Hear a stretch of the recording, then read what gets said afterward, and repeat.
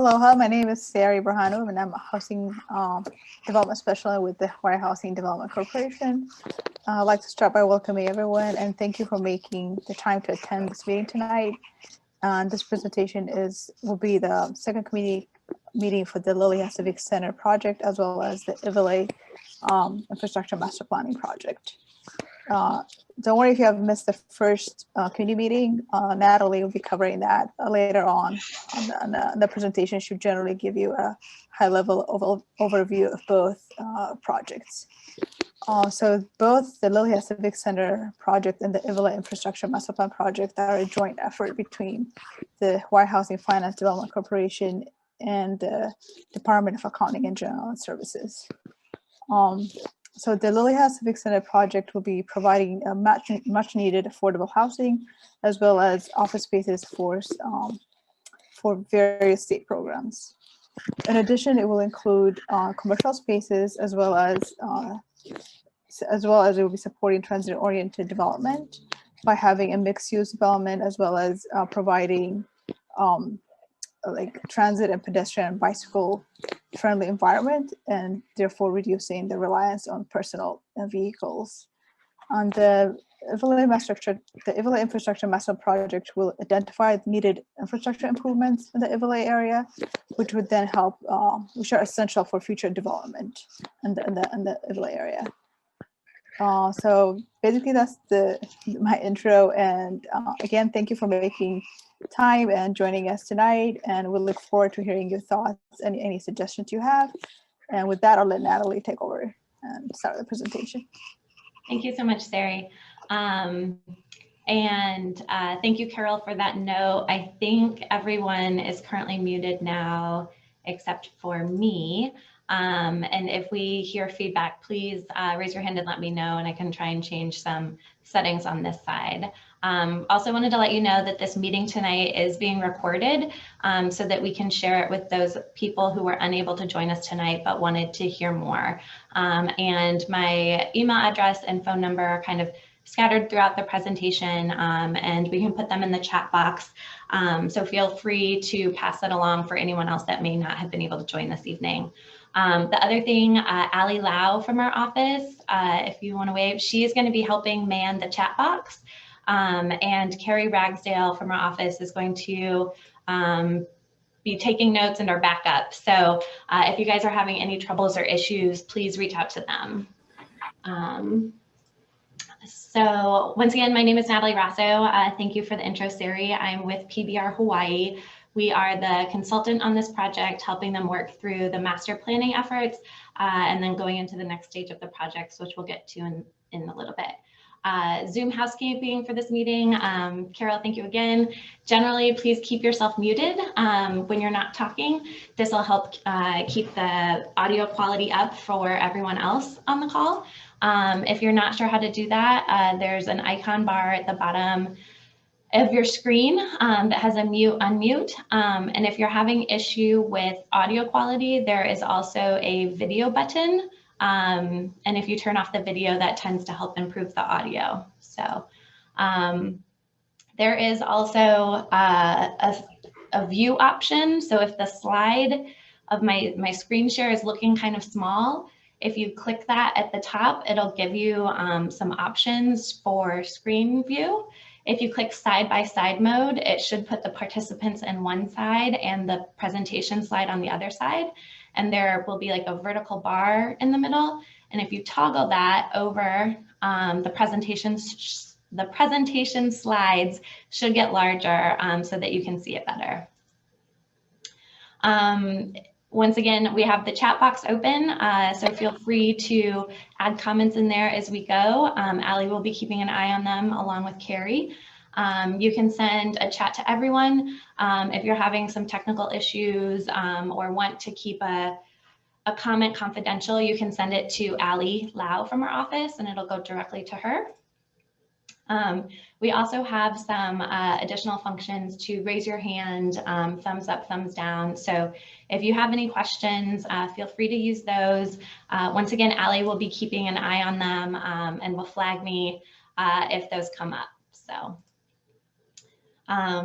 this is just kind of a zoom in of what those are. If you do have to step away from your computer, you can put the little coffee cup or the clock up, and we know that you aren't there. So if we ask a question, we understand that you will not be answering.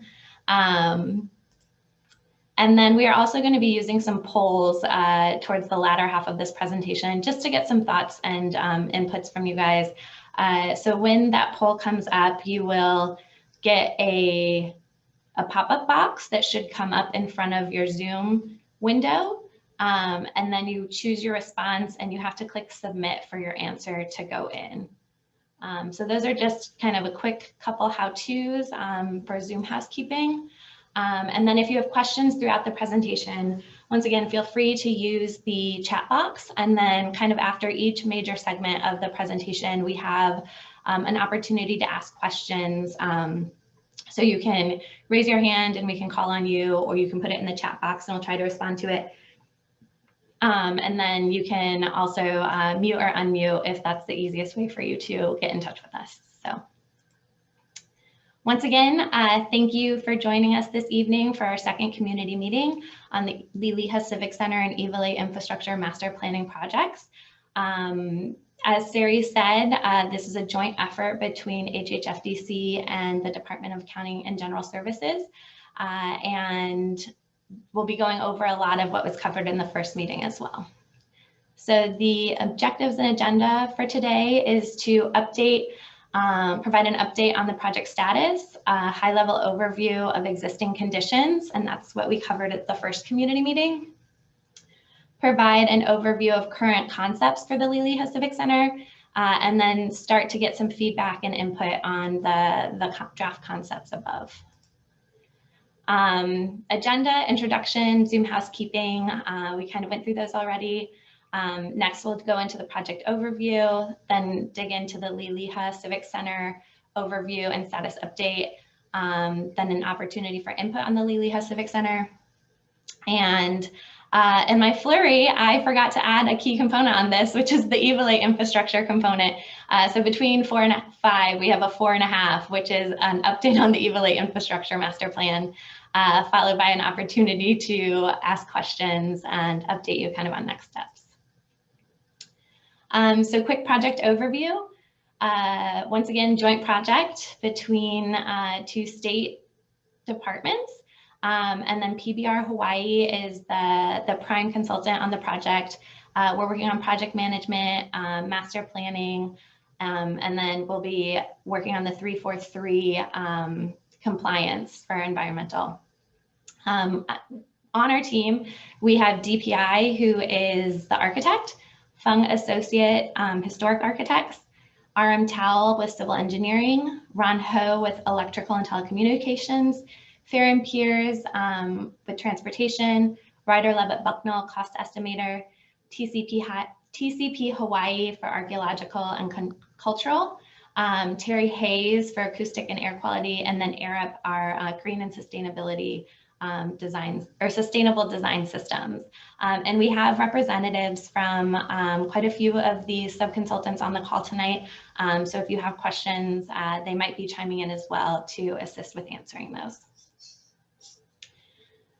Quick reminder of the project purpose in case you haven't seen it on our website. The goal is to provide space for state programs, support the Iwilei community, provide and support walkable transit-oriented development communities in the Iwilei area where people can live, including housing and affordable housing, work, state office space and commercial uses, and play, so outdoor space and shopping.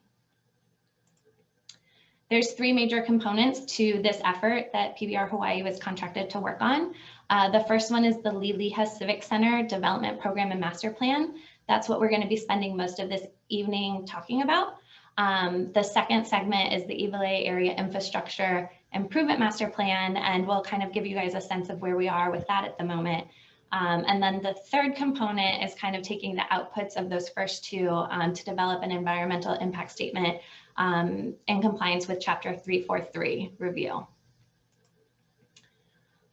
The project boundary that we're looking at for the Iwilei infrastructure area goes from Waikimilo to Halona Street, H1 Freeway, then River Street to Nimitz Highway. So when we're looking at infrastructure, it's going to be within this area, and then the Liliha Civic Center site is within that project boundary. It is across from Ala Park, and it's where the historic OR&L building is located. Overall project schedule, we are currently in here. So we're underway with the Liliha Civic Center master plan and still towards the front end of the Iwilei area infrastructure improvement plan.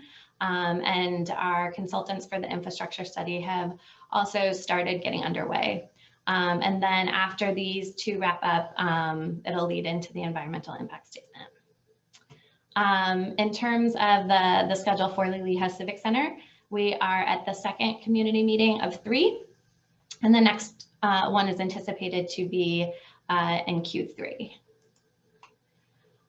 For those of you that may not be familiar with master plans, we just wanted to give a high-level overview, kind of to give you a sense of what we're doing with the Liliha Civic Center area. So the first part is a site assessment, kind of looking at existing conditions, what limitations might be, what opportunities are for the property, then consider goals and future goals, and building an understanding of what the end goal is. We're kind of at that stage right now.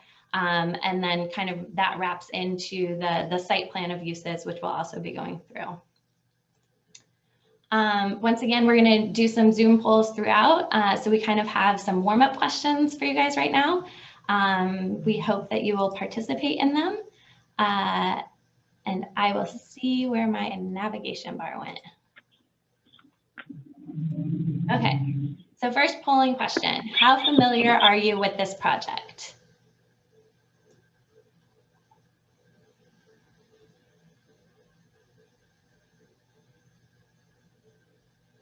Is anyone having any trouble with the polling questions?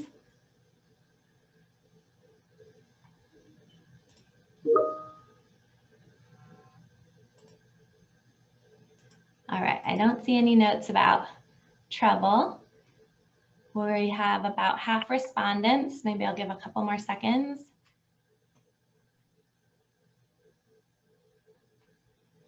Okay, I'm going to close this poll so we can open the next one. So most people say they know some about this project. Hopefully by the end of this evening, you know a little bit more, and that we are able to answer questions for you kind of on the process to date. I'm going to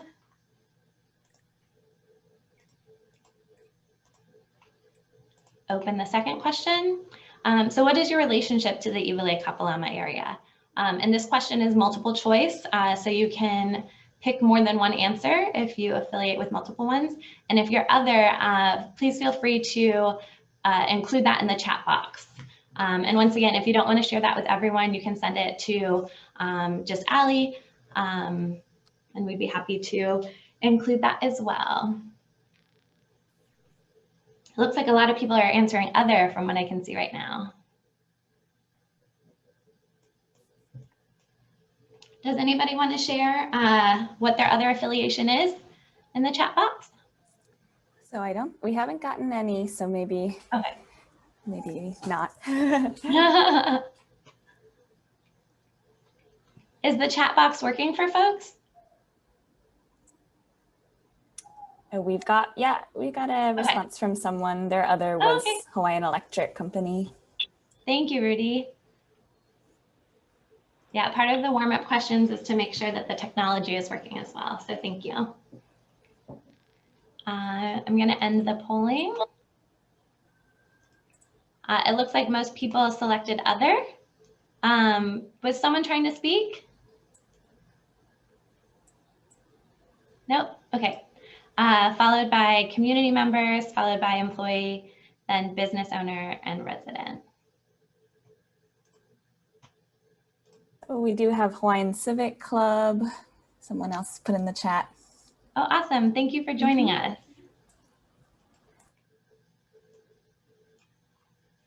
And then Waimanalo, awesome. Last warm-up question is, did you attend the first community on October 28th?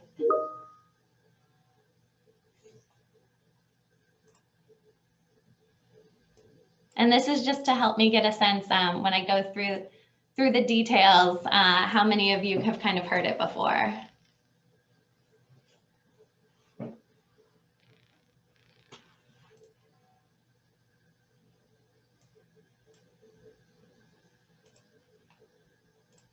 So it looks like most people were not able to attend the meeting in October. So I will do my best to kind of dig into that information a bit more again in this presentation to make sure that you guys get that information as well.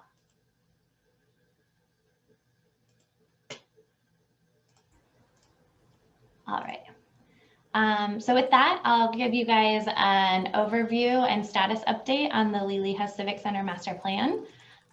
We'll start with community kickoff meeting input and public input to date. So these are kind of questions that we asked at the last kickoff meeting and some of the responses that we got. And then we also had the survey available online. I believe that is still up. So if you guys want to provide input, the link to that survey, I believe, is on our website. Is that correct, Allie? Yeah.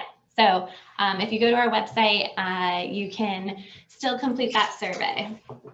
So poll results, area-wide strengths were identified to be access to transit and central location for the Liliha Civic Center property. Area-wide improvements that people are seeking is housing and outdoor spaces. For leasehold purchase interest, there were 0 yes responses and the majority was no. Desired unit size, studio and 1 bedroom. Parking would be needed for ... and the responses were residents followed by office workers. And then close behind that was businesses. Parking stalls for your family, people identified 2 as current preferences. Primary travel mode to work, personal car. Primary travel mode for personal trips was also personal car. And then would you give up your car assuming more transit options were available? So majority of people said no, some people said yes, a couple of people said unsure, and someone does not travel by personal car. Other comments that we heard in that discussion and subsequently through phone calls and other consultation that we received from people is that there is a strong need for housing. There's the historic OR&L building and they are desired for preservation. Surrounding land uses and security in the area. Procedural concerns of how the public is informed and pedestrian safety crossing of Iwilei Road. For poll results, once again, the area-wide strengths were access to transit and central location. Improvements in the area-wide is housing and outdoor spaces. Low interest to buy leasehold, 0 to 1 bedroom units desired. Parking for residential units, 2 units or 2 parking stalls, and then the survey respondents, most travel by car. So I guess with that, this is kind of the end of our first section. We just wanted to give you an opportunity to ask any questions on the input. And then the next section will be going into the project vision and themes and kind of dig into the site a little bit more. So any questions at this point? We didn't receive any just yet in the chat, just to report out. Thank you, Allie. And I don't see anyone unmuted or any raised hands. And once again, kind of after each section, there is an opportunity to ask questions. So with that, I'll kind of just move ahead and feel free to chime in if you have questions. So the next thing that we did since the meeting in October is we had a session with HHF, DC, and DAGS on the joint project vision and themes that they would like to pull forward with the project. The themes that emerged from discussions and input were affordable housing is a strong need, shifting transportation, multimodal options, pedestrian-friendly site, and those kind of came from conversations related to its location and good access in the area. Mitigation of sea level rise, concerns with decline of infrastructure, wanting to support an active, vibrant lifestyle, incorporating leading edge, buildable, and realistic design, neighborhood anchor, and increased government services in the area. So from that, the vision that was developed was to provide affordable living for Hawaii's residents, increase government services, active, vibrant urban lifestyle, make it safe, thoughtful and leading edge design, support sustainability and multimodal transportation options, and celebrate community identity. And then I'm going to go into the site assessment now, which is kind of a summary of the October items, and then some fleshed out in a little bit more detail. So once again, this is just the project site. Using an aerial view, you can see that it's across from A'ala Park. It's near senior residences and kind of the broader Iwilei area. The Tong Fat building is here, and then there's kind of a lot of industrial uses mixed back here. I think this one's Costco, if that gives you a sense, and then this one's Iwilei Road and King Street, and then River Street's right over here. So in our site assessment, we realized that there's a lot of transportation options in close proximity. There's King Street, which is a high volume roadway. Bus rapid transit was put on King Street immediately in front of the property. There's an existing access point from King Street. And under the currently planned rail alignment, there is proximity to a future station. This is kind of just an assessment in diagram form that shows where the access points are for vehicles currently. So there's one off Iwilei Road and one off King Street. You can see here in this diagram, this light gray arrow is the currently anticipated alignment of rail. And then this is a view of the curb cuts along King Street. And from Iwilei Road. This is the view of the bus rapid transit lane on King Street, currently in front of the property. And then we kind of looked at pedestrian access points.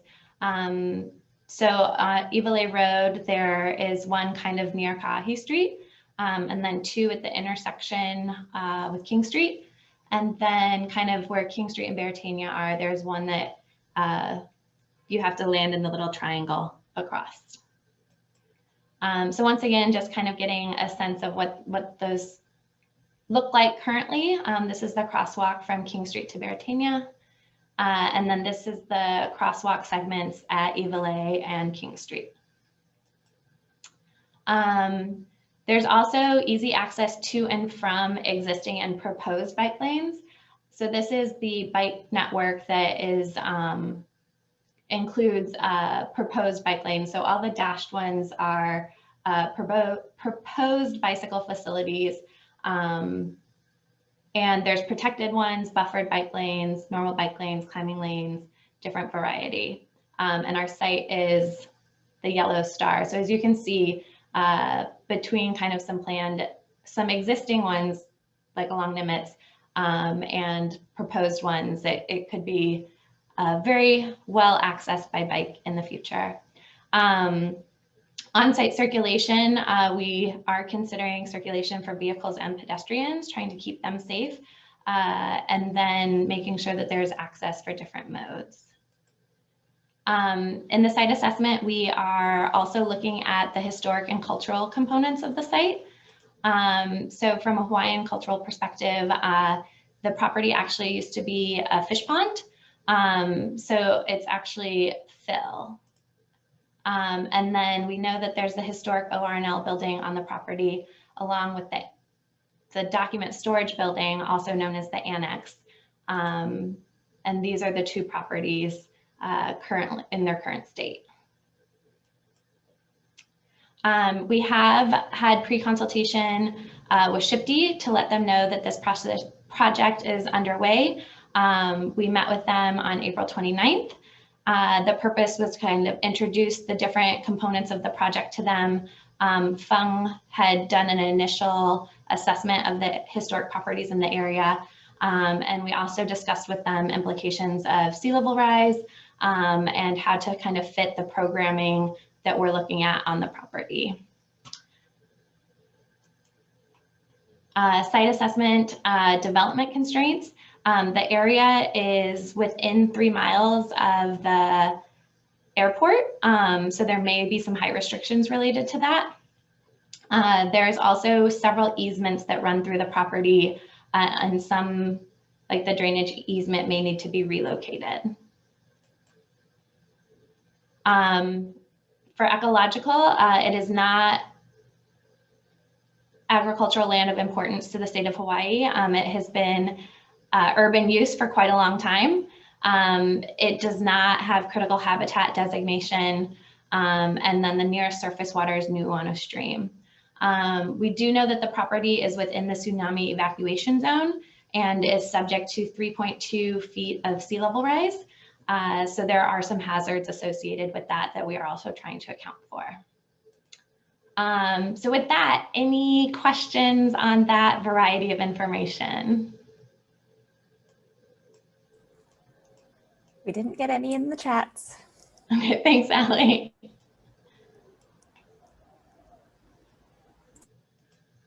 And I don't see anybody raising their hand.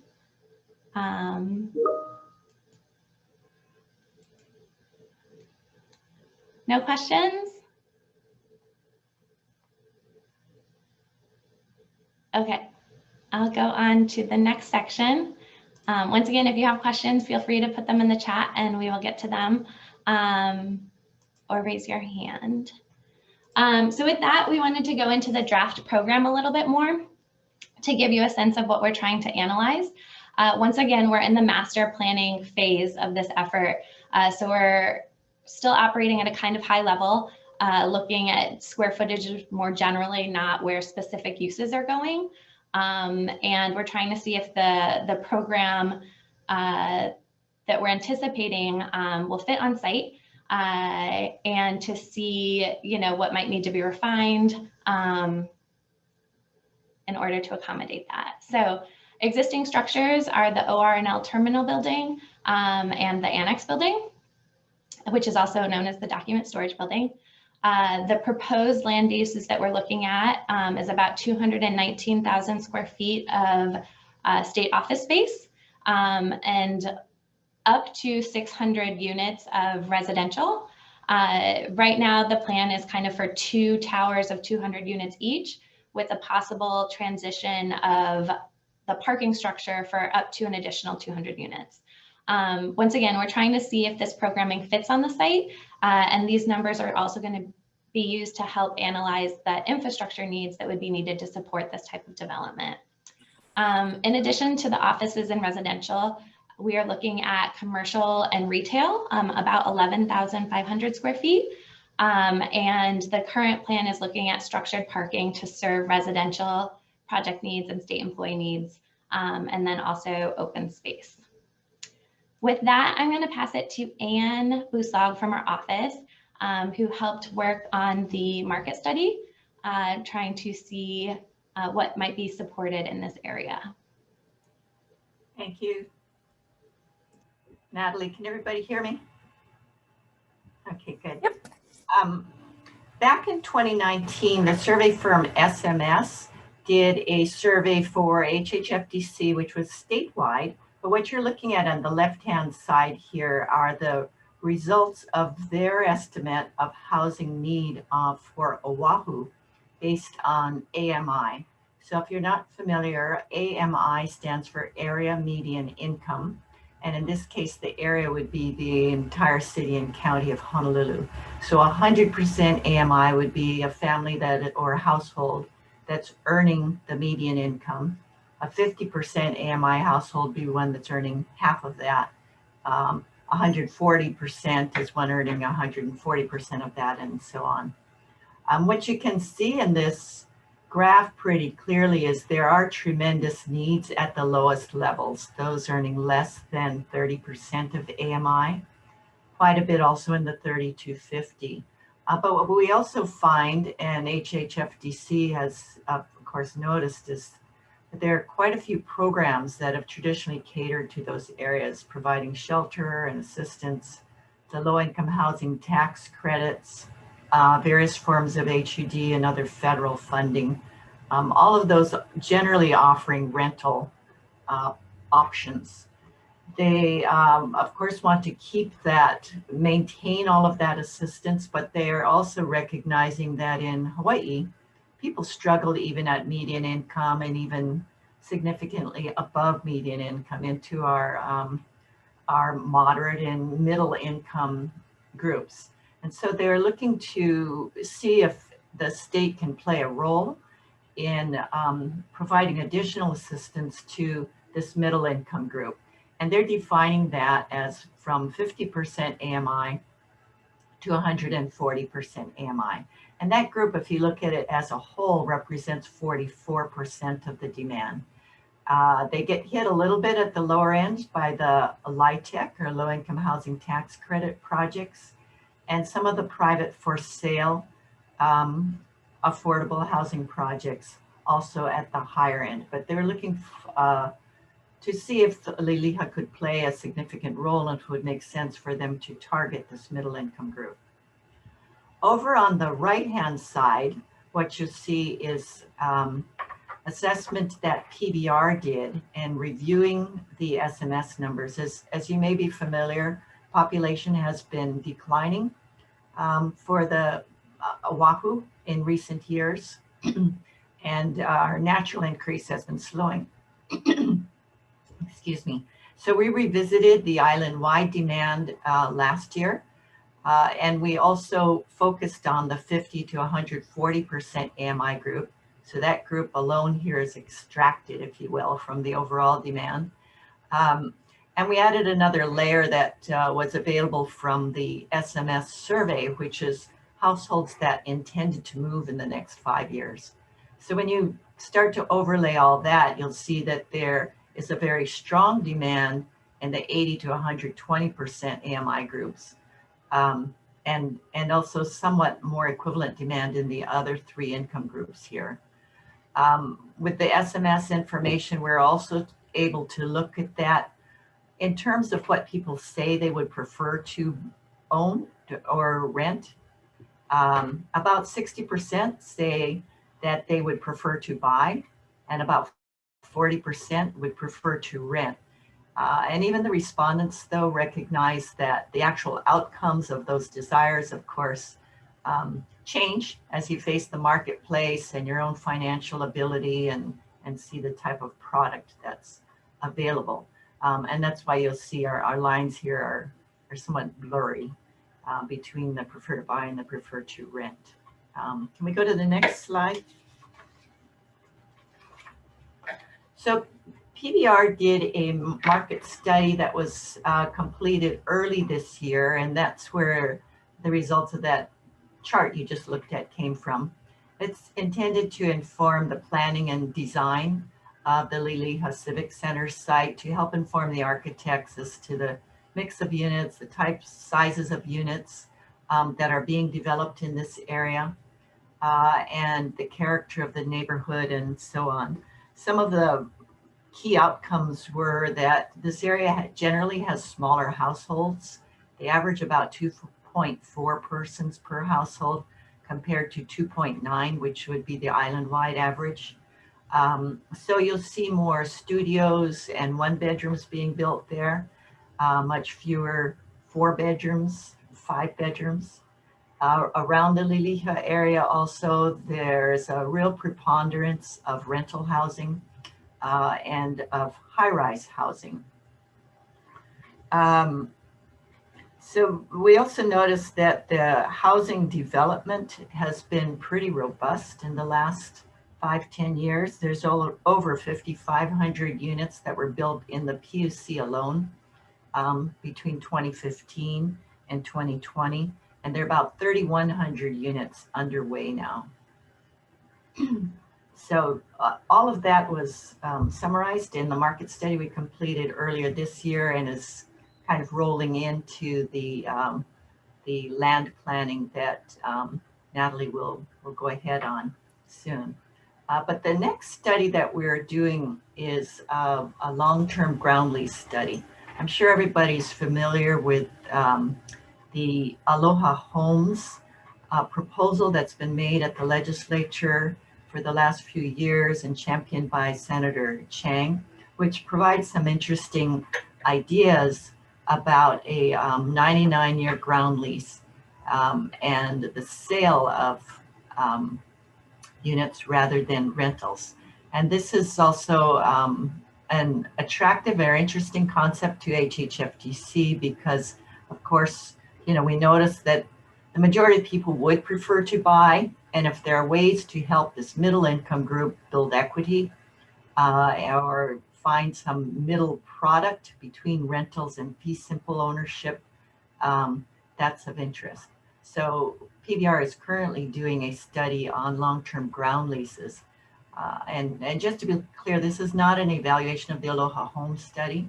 Rather, all we are looking at is the ground lease aspect of that proposal. We aren't making assumptions about the resale provisions and sales prices and so on.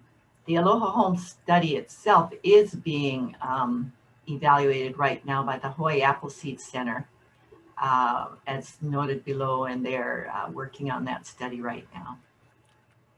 Hey, Anne, I'm so sorry to interrupt you, but we did have a question that might help with some of this explanation about, and I'm not sure if you know this off the top of your head, but do you know what 100% AMI is for Oahu or the state? I'm sorry, I don't have that offhand, but I believe it is surprisingly getting close to 100,000. I think the last time I looked at it, it was in the 90s. Of course, it varies with household size.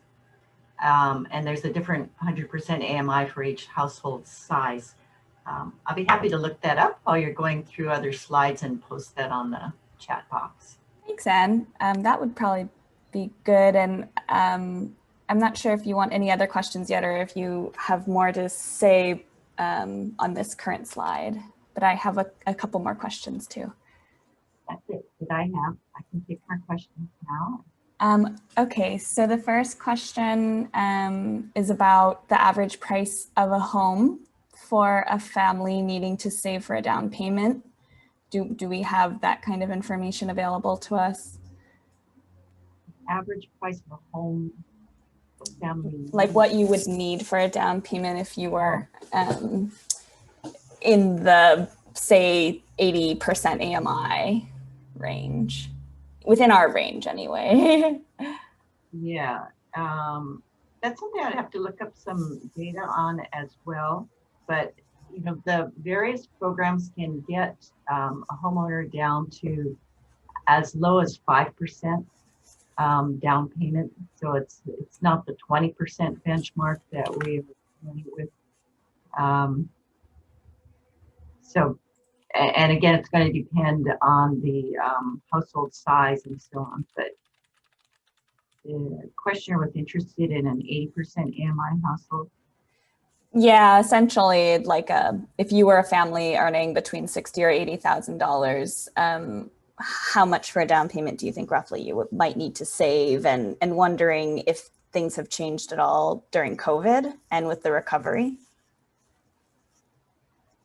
So the kind of answer I would provide to you would be based on HHFDC's guidelines for what is affordable, and not necessarily what's being offered in the marketplace. What typically gets offered in the marketplace for affordable for sale housing is priced below the HHFDC guidelines that you'll see, because those units need to compete in the marketplace, and with the resale restrictions and so forth. While it could theoretically be affordable to a household at a certain income level, you find what's being offered for sale is typically a little bit less. And I will say that Cecilia did share a link to the DBED website that the Department of Business and Economic Development, I think that's what that is, with a link just about the HUD income, rents, and sales prices by different counties. So thank you for sharing that in the chat, Cecilia. And we do have another kind of more broad question that you may be able to respond to, just about kind of dynamics when you are bringing in affordable housing, and is there a way to mitigate kind of if what happened in Kaka'ako was to happen here, and the narrative with, you know, was affordable housing, but kind of what ended up happening in this person's opinion was really serving foreign investors. That's a long question, I'm sorry, but hopefully that makes sense.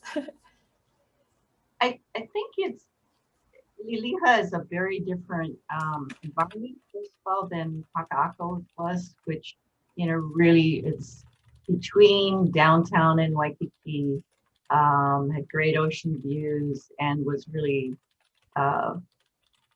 you know, became an entertainment center of Honolulu. And I think, or a major entertainment center. And I think Kaka'ako has, at least certain parts of Kaka'ako have kind of claimed that market.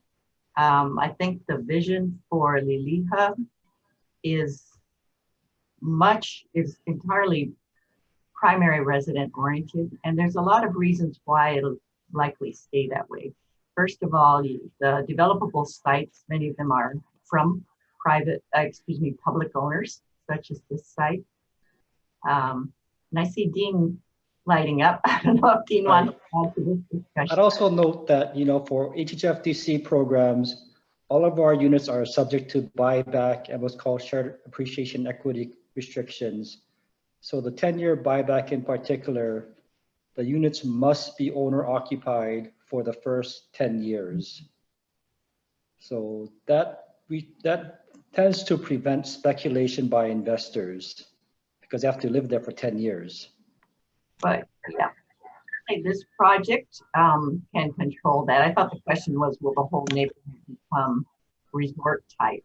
And I think there's a lot of other reasons why it wouldn't also in the neighborhood. Another one is you've got very small land ownership patterns surrounding this. Many small single family holdings and so on. It would be very hard to consolidate and redevelop it. And Dean's absolutely right, and HHFDC can control the use of this property. Thanks so much. We do have at this point one more question, which I know that you will definitely want to speak to.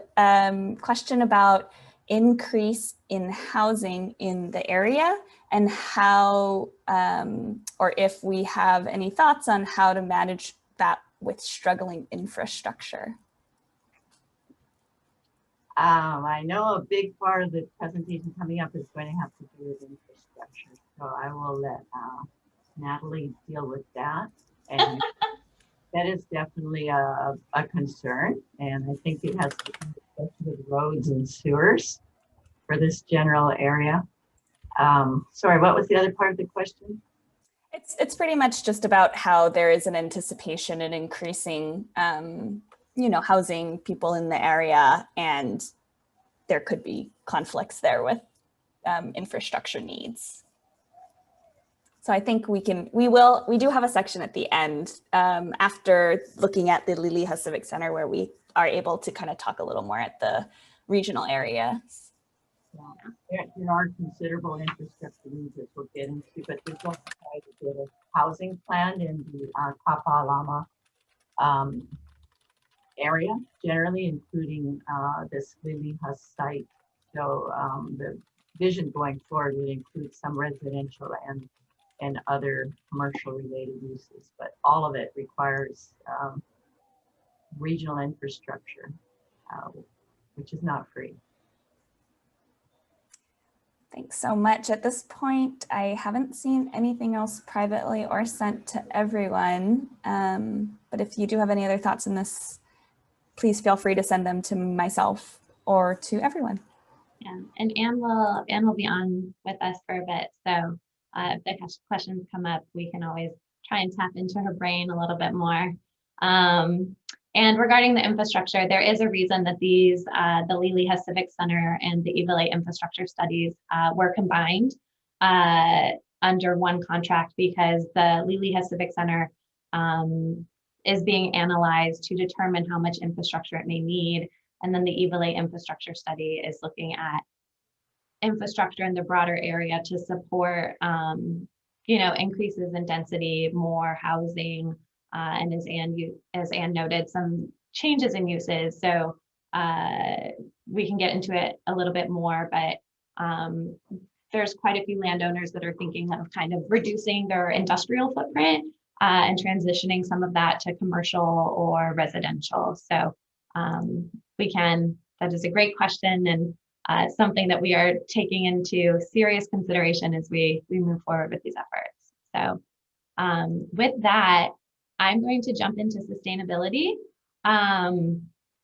Heads up, our sustainability consultant had something come up and was no longer able to join us this evening. This is not my area of expertise. I will do as much justice as I can to his content. If you guys have questions on it, which you might if I'm the one presenting, please reach out to us and we'd be happy to follow up with the folks at AirUp to answer those questions. So sustainability, kind of one of the major themes that our sustainability consultant talks about is cascading benefits, and how if you build on one piece of the pie, each piece of the pie gets you a little bit closer to sustainability. So for example, pie slice one is density. If you increase density, neighborhoods tend to be more walkable. If they're more walkable, they tend to be more efficient. So you don't need as much infrastructure and like a linear square foot or linear footage of infrastructure to support that. And then you have more people using the same roads and sidewalks. As you get more efficient in that type of infrastructure, you can also support on-site renewable because there's enough density to kind of use what is generated on site. These letters is where it starts getting a little bit difficult for me. I think it just leads to more, after you get to on-site, you can do off-site, and then you can kind of do regenerative uses, and it's an iterative circle. The other thing that we're considering, not only on the Liliha Civic Center property, but in the broader area, is to try and do more better early on. So kind of, I think, as people recognize, if you're working with the existing infrastructure, there's limitations of what's there. But if you plan for it, what can you do to kind of make things more efficient down the line? In addition to that, if we're kind of looking at sea level rise, stormwater flooding, and extreme heat, you have to make sure that infrastructure that is provided, which includes individual buildings, so vertical infrastructure, but also the roads and pipes as well, will withstand future events. Right now, if we put infrastructure in, I think the plan is for it to last something like 100 years. So it's good to kind of look out that far to know what infrastructure being invested in might be impacted in the future. So one thing that we're aware of is this area will likely be impacted by sea level rise and flooding. At the current time, FEMA is also reassessing the 100-year flood maps in the area. So we kind of just wanted to go through and kind of quickly show what that sea level rise might look like in the area to give you a sense of kind of what we're analyzing and considering. So the maps on the subsequent pages are using NOAA data from 2017. And the different shades of blue and green indicate the type of flooding and the depth. So on this map, it's showing 3 feet of sea level rise. This red triangle is the Liliha Civic Center site. And this red boundary is, we included a bump out, a change since the October meeting, but this shows the Iwilei infrastructure boundary. NOAA has also put together some scenarios of when sea level may occur. So there's the intermediate scenario, intermediate high, high, and extreme.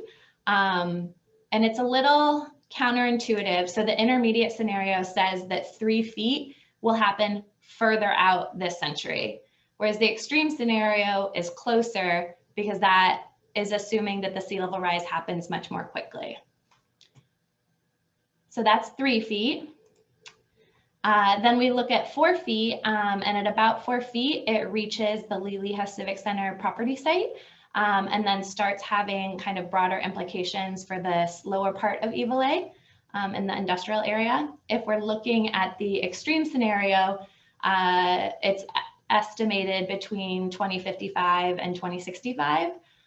Whereas if we're looking at the intermediate scenario, it's kind of around 2100. So basically saying there's a wide window between when the estimates of that level may occur, but it is something that we should try to account for. Then we have 5 feet, and I think at 5 feet, nearly our entire site. Liliha Civic Center site is inundated, and quite a bit of the broader Iwilei area that we're looking at for infrastructure. There are projects currently underway looking at, you know, the stream and what might happen there. And then at 6 feet, the area looks pretty inundated, and some areas are starting to get pretty deep.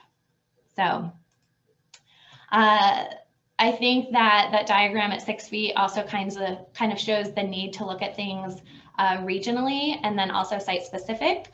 At this point in the presentation, we are looking at things kind of more site specific related to the investment that may happen at Liliha Civic Center. But we recognize that for the broader Iwilei area infrastructure, a more regional approach will likely need to be undertaken, but that will require lots of partnerships going forward, I think, for everyone to be able to succeed. There are some recent guidance on sea level rise design kind of at the building level. There's this bioswale design, elevated structure, and the Mayor's Directive 1802 requires that all city agencies, departments, and consultants consider sea level rise of 3.2 to 6 feet by the end of the century.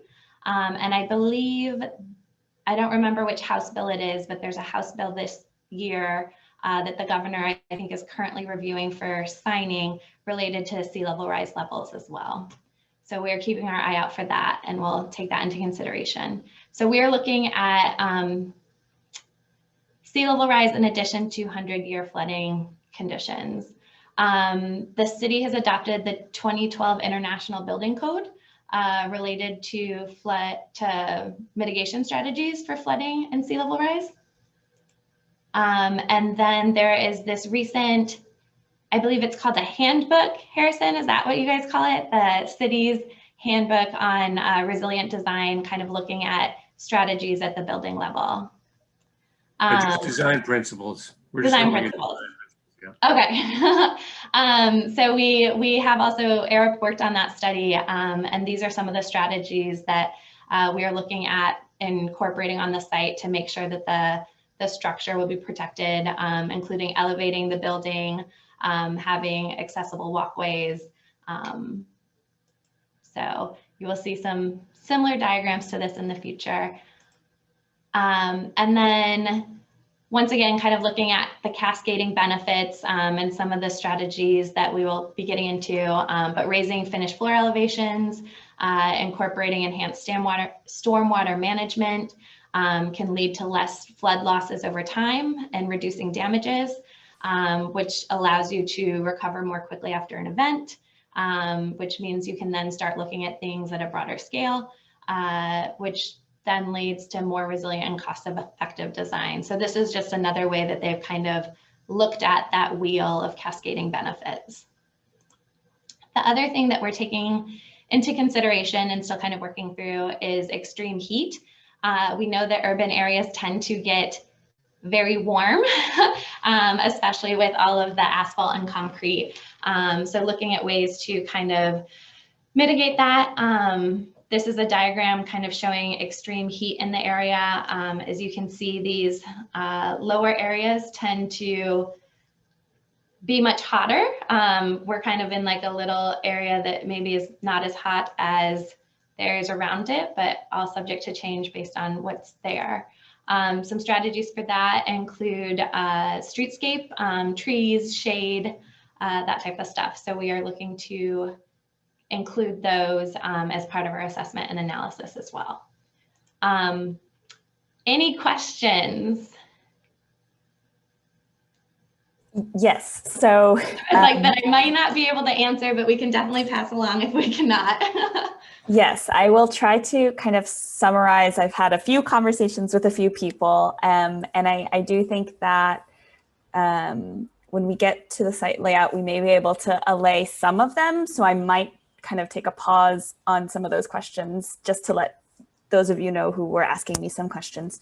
But we did have a couple of kind of comments and thoughts, one about extreme heat and just, you know, noting that, yes, it will be a pretty hot area, and definitely voicing a concern and need for increasing the urban canopy. So thank you for sharing that comment. And then had a thought as far as kind of increasing some of the ways to deal with heat, as far as using kind of more green spaces on the site, if that's possible, and had a kind of comment about community gardens. And then I'm trying to think, Kirsten, thank you so much for bringing up about the connection between flooding and rehabilitation for historic buildings.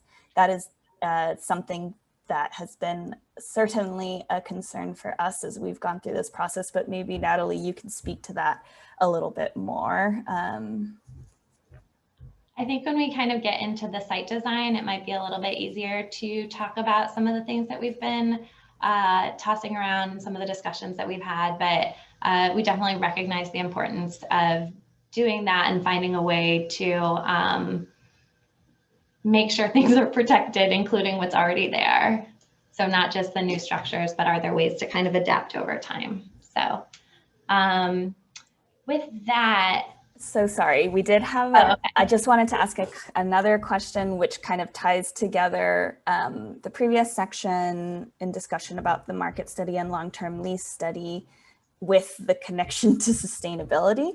And the question was just asking about Aloha Homes and kind of how that would link to possible growth, and how, apologies if I'm not quite getting the question correctly, but how maybe the current study doesn't quite consider what could happen with flooding or utilities capacity.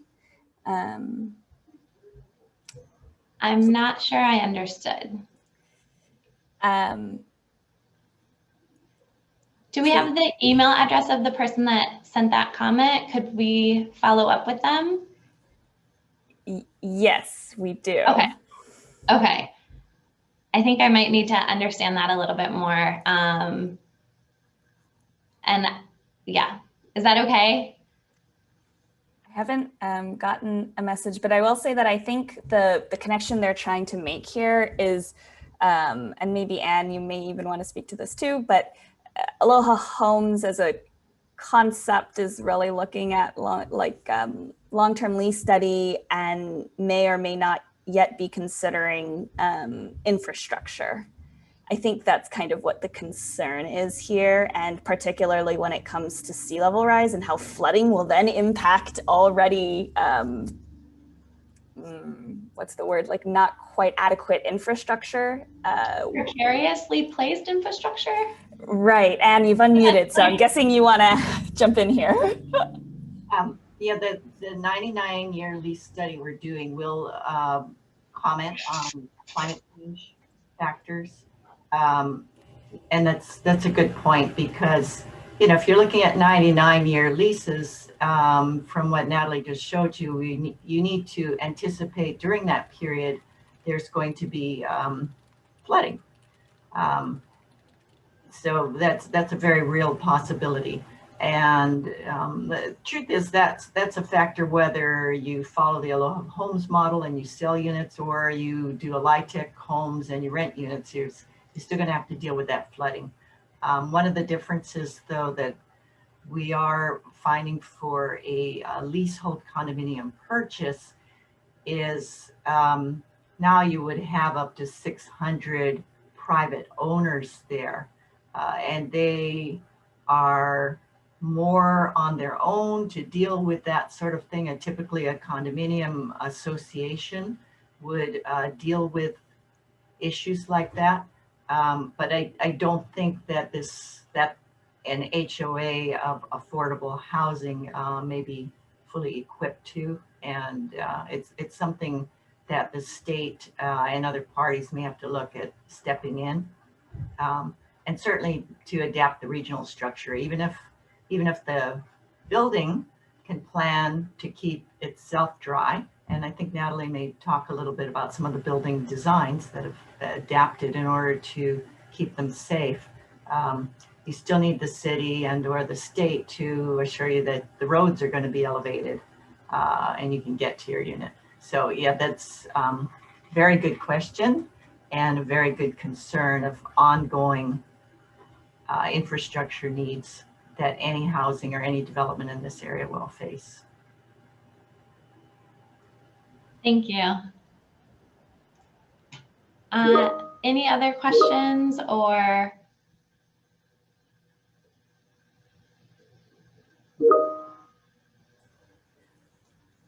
Okay, I think I'm going to move on to the next section. There is a small question that came in regarding stormwater fees, but that is something that I think I'm going to need to follow up on since the crux of today is on the site design, and we're just kind of kicking off that the infrastructure portion, which we'll get to in a little bit. So with that, I'm going to go through the conceptual site design. I just kind of want to remind folks that this is a high-level plan. We're still working through things and analyzing things. This master planning effort is part of the assessment to determine what infrastructure may be needed and to help guide the Chapter 343 assessment. So nothing in the design is finalized or set in stone. It's going to be used to help us analyze and assess different conditions along with some alternatives in that Chapter 343 process. So just kind of want to let you guys know that this is conceptual for discussion purposes, and we look forward to kind of having a conversation regarding some of these elements. And then we do have some polls to start getting some feedback as well that might be able to help guide an RFP that will be coming out at some point in the future if after the environmental consultation, this project is moved forward. So just a reminder, there's existing structures, state office, residential, ancillary commercial, and open space. There are kind of 2 towers on the site that we're going to be looking at. The Eva Tower at approximately 24 floors, Diamond Head Tower at approximately 21 floors, with a parking garage of approximately 13 floors, plus 3 floors of commercial above that. Once again, we're doing a site assessment to see how this programming would fit on the site and what the implications of that might be. So with that, this is kind of the conceptual site plan. The historic structures are kind of in that teal blue. This is the ground floor. So you can see Iwilei Road, King Street, Kahi Street.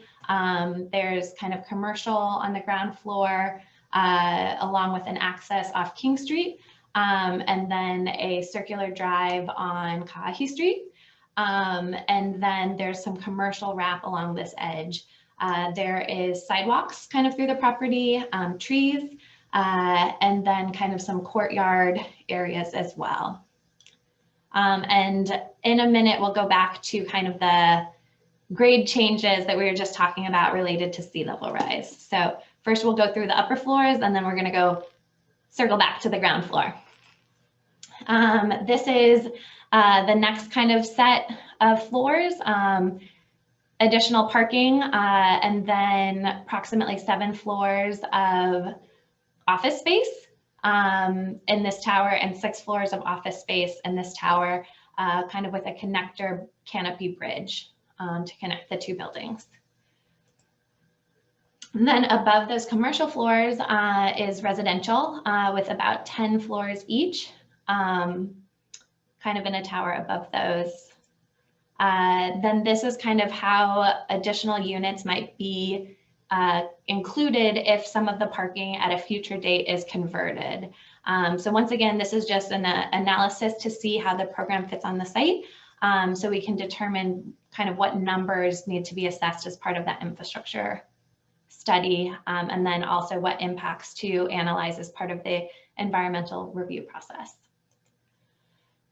These are the upper floors roof deck. So above the parking garage is 3 floors of office space, and then some roof terrace on the residential structures.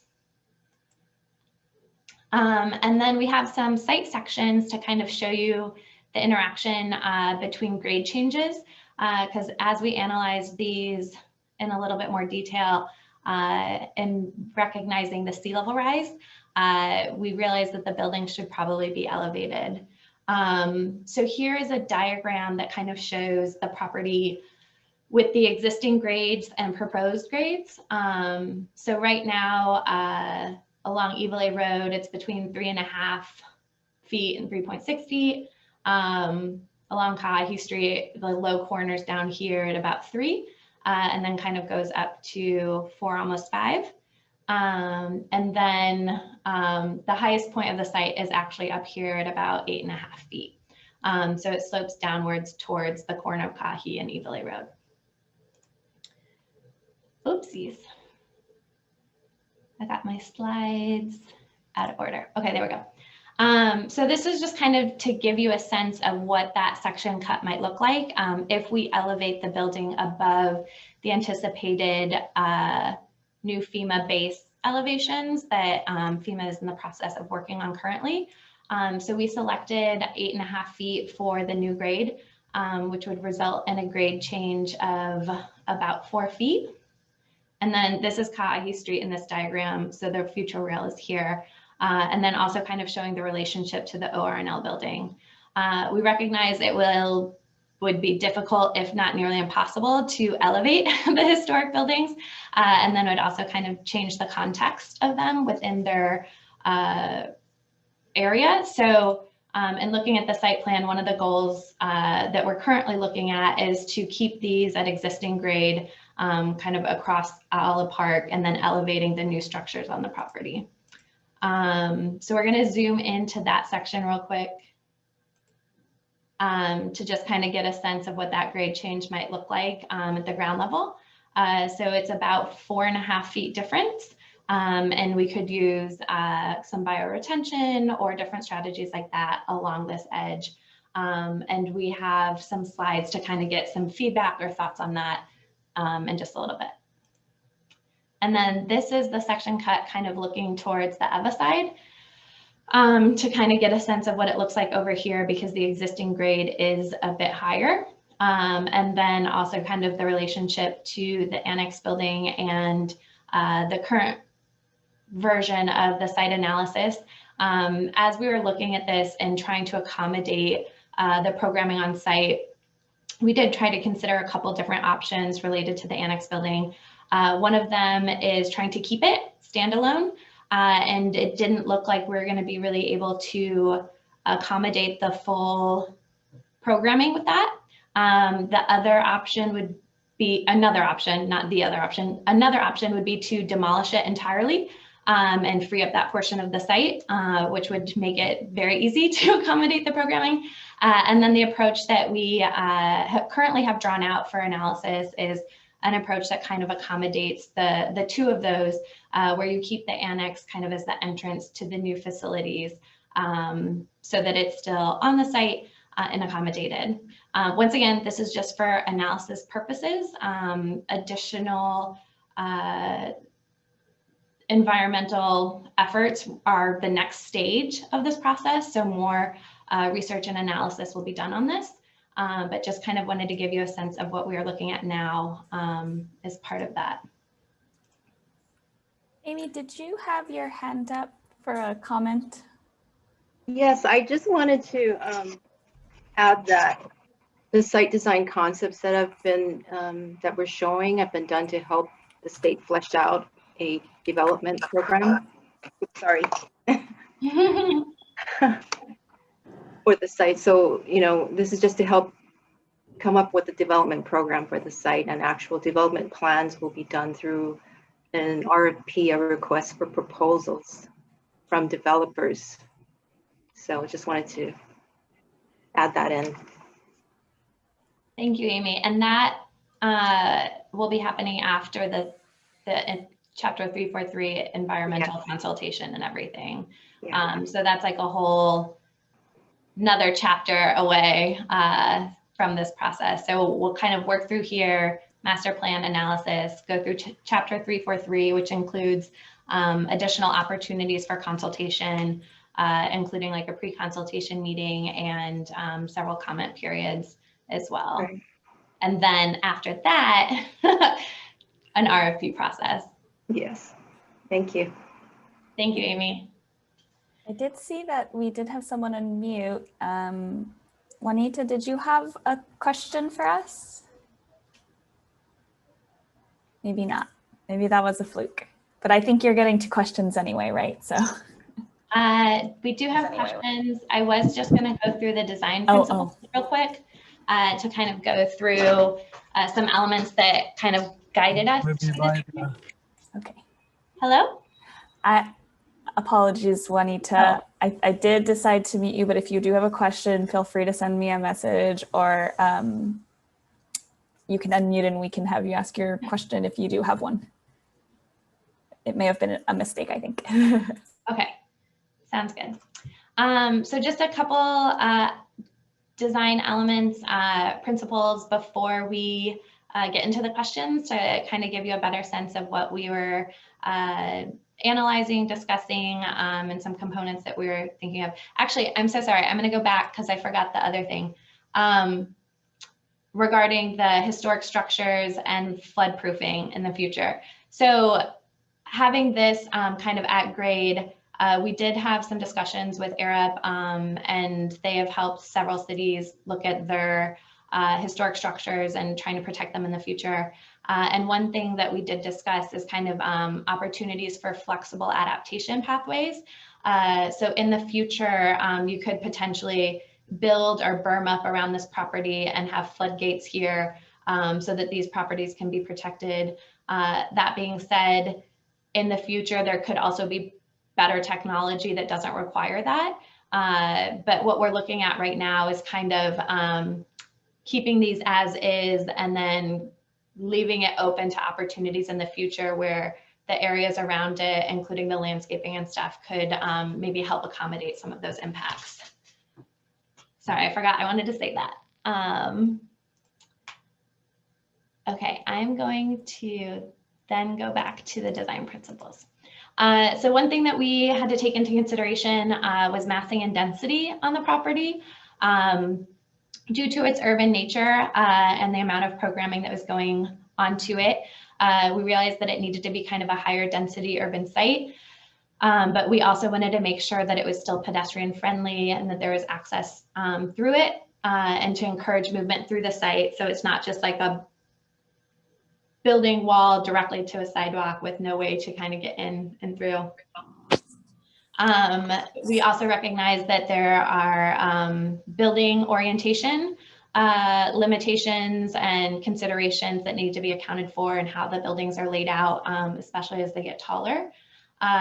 Residential buildings so with open spaces between them, and then trying to use massing that complements the historic structures. Once again, kind of looking at access, how do people get into the site? Also, how do people get through the site? And so for that, kind of looking at the pedestrian network through the site, but also how it interacts with vehicular circulation, and then trying to provide clear access to different modes. So if the rail goes in on Kahi Street, making sure that people can get kind of to and through the site to there from the bus, if that remains on King Street. And then also, getting, from a residential tower, maybe to Ala Park. So making sure that that is still functional and usable. We're also looking at the historic structures. So massing and complementing the existing historic structures, maintaining their character with opportunities for future floodproofing, keeping them at existing grade, and then trying to integrate them with site plan and design. And then parking. We all know that parking is important. Every building, I think, that ever gets constructed has parking. So taking that into account, recognizing that there have been recent changes in the LUO, and then also the fact that this is a TOD site. So looking at different ways to accommodate parking, strategies, quantity, so different scenarios with that. Elements of open space, so kind of in those courtyard spaces, is it landscaped with trees, shrubs, grass? Is there furniture? Hardscape, how do you treat the stairs and elevation changes? And then other features such as artwork or fountains.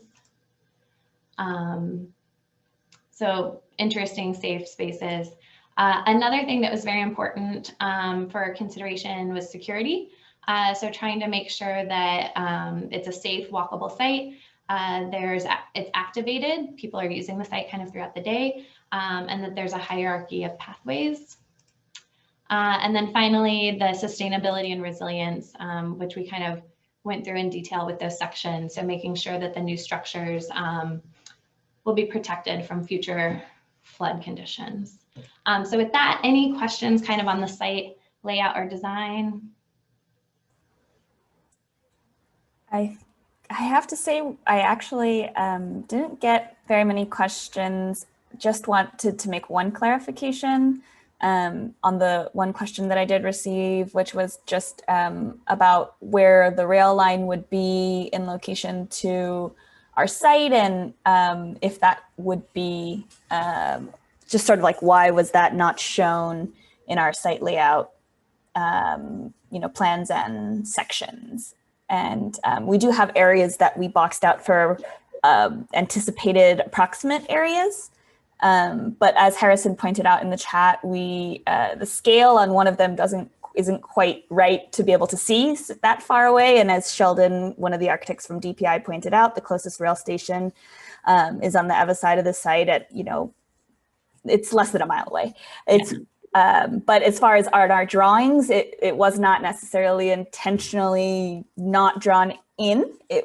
We have the approximate area shown. And we do have another question if this is time for questions overall. We do have some, next part of this is going to be more participatory, and we will have time for questions as well, like overall questions, but this is not quite that point yet. And so we do have another question, but I want to just say, I think that we will be able to discuss this when we get to a section just coming down the line. Okay. So we just have some quick polls for you guys kind of on design principles. Since these are very conceptual in nature, we kind of wanted to get a sense of what some of your preferences are. This is kind of just for discussion purposes to help guide us as we move forward in the process. As Ali mentioned, after this, we do have an opportunity for questions. I was going to go through the Iwilei infrastructure portion right after the polls, and then it's really just open kind of for the rest of the meeting. So if you guys don't mind, we're going to kind of blaze through these real quick. And if you guys have additional feedback later, always feel free to reach out to us. So the first question is kind of just to get you back in the groove of taking the poll. So the first one is a practice, and what is your favorite dessert. So these polling questions kind of line up, asking for your preference kind of based on these pictures. And throughout this polling, not all of the questions have an other, but if your response is other, please type it in the chat box, or if you don't want to share it publicly, share it with Allie, and then we will have that to take forward as well. Okay, we're still getting a couple of responses. I'm going to end this. The favorite dessert is ice cream. Okay, so the next series of questions is looking at open space, access, circulation, parking, historic structures, security, sustainability. So kind of the topics that we just went through. And it's a series of precedent images to just kind of get a sense of preferences. And once again, if there's something else not included, please include it in the chat box. So the first section is open space. There's grade transitions, because we recognize that the property will need to have grade transitions in order to accommodate sea level rise. So with that, there's 3 questions. First one is, which ones do you like? Multiple choice. The second one is, which one is your favorite? So if you had to choose one, which would be your absolute preference? And then the third question is, which do you like the least? Like if you had to leave one behind, which would it be? And once again, these are just to kind of get a sense of preferences, but this isn't the end all be all for options. We realize that there's a lot more out there.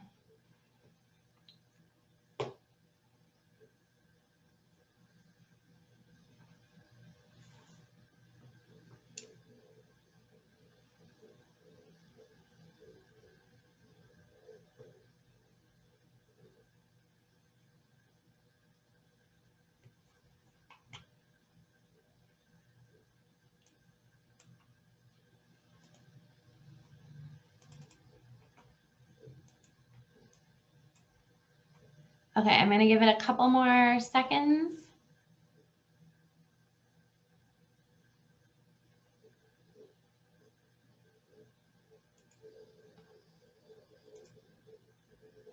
So it looks like a lot of people like the grassy knoll, and the option people liked least was the integrated ramp and seating. So the next set is plaza shared open space. So shaded tables, rooftop garden, primarily green, primarily hardscape, and the poll is open.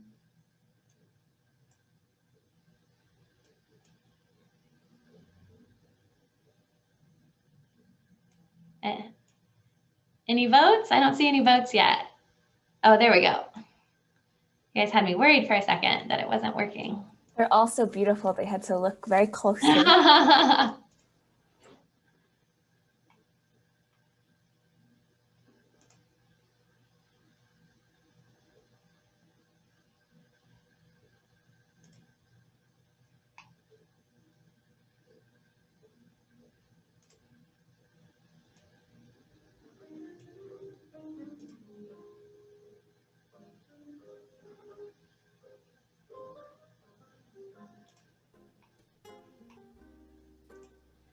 Okay, we'll give it a couple more seconds.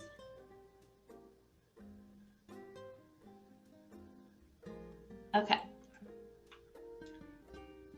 So for this one, primarily green, and drop the hardscape. The next one is plant palette. This seems like a very specific question, so this one is slightly different than the other ones. So this question is kind of getting to, we're thinking of incorporating native plants and those that would help with water retention and filtration. So the first question is, do you support the incorporation of native plants? The second question is, do you support the incorporation of, it's supposed to be plants, not plans, but maybe plans that will help with water retention and filtration as well. And then the last one is, do you have a preference of the different types of plants on this slide? You know, so 2 of them are ground cover, 1 of them is more grassy.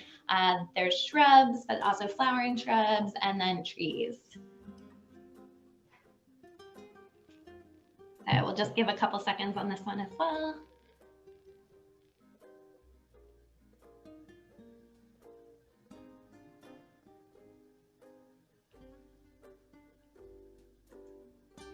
Okay, I'm gonna close this poll.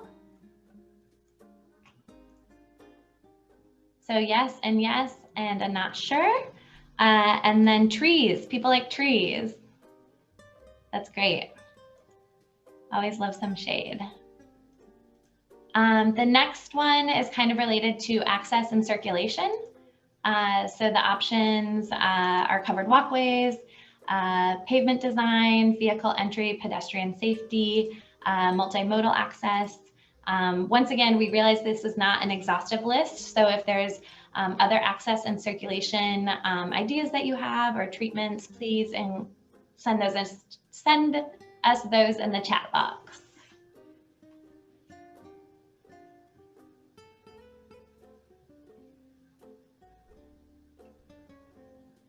It's kind of fun to watch the polls come in because there's always a little bit of a lag. You can tell people are thinking, and then they'll just like all come in at once. Well, and the favorite contenders show up so quickly.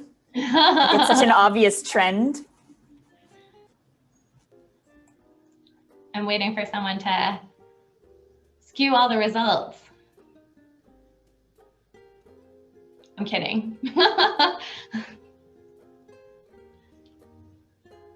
I'll leave this one open for a little bit longer still.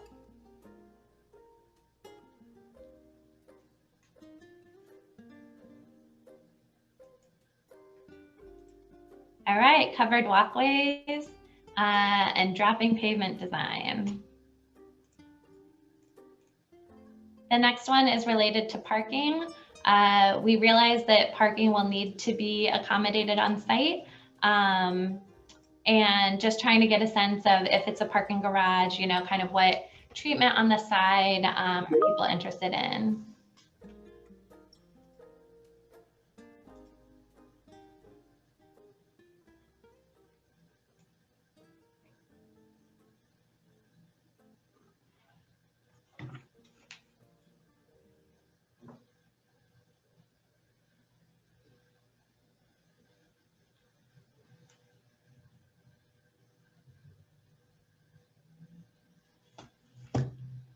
Leave this open for a couple more seconds.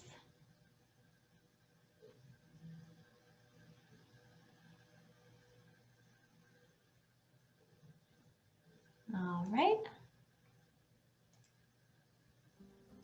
So planters, and very few people like the standalone.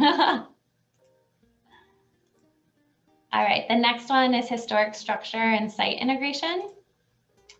There's a couple options for this one through site and landscaping, recognition through informational plaques, facade integration, and new juxtaposition, which is an example from our own Honolulu.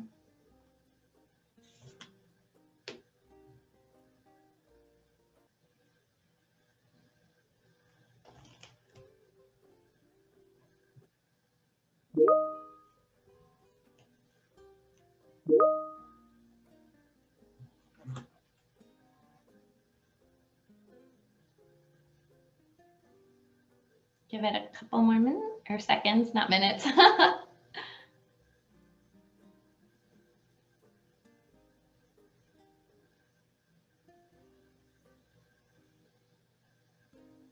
Okay.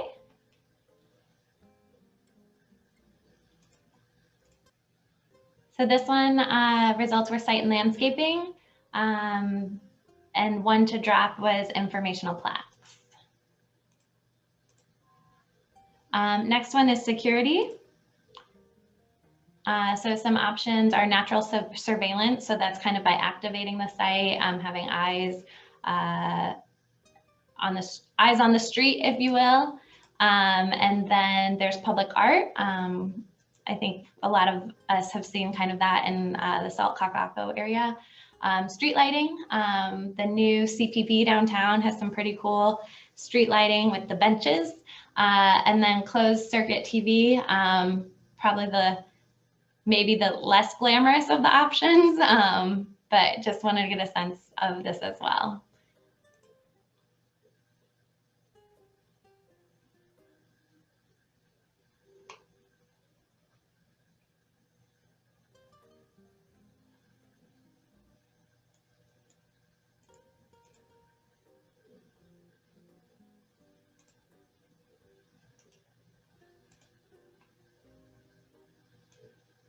All right.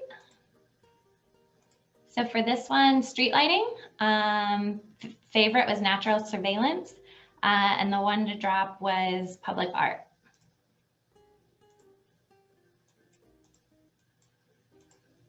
Oops. Okay, next we have sustainability. There's 2 polling questions on this one, and then I'm going to go into the Iwilei infrastructure real quick, and then open for questions. So for this one, general sustainability, green roof, sidewalk, weather resilient plaza, stormwater retention, kind of a variety of water treatment options.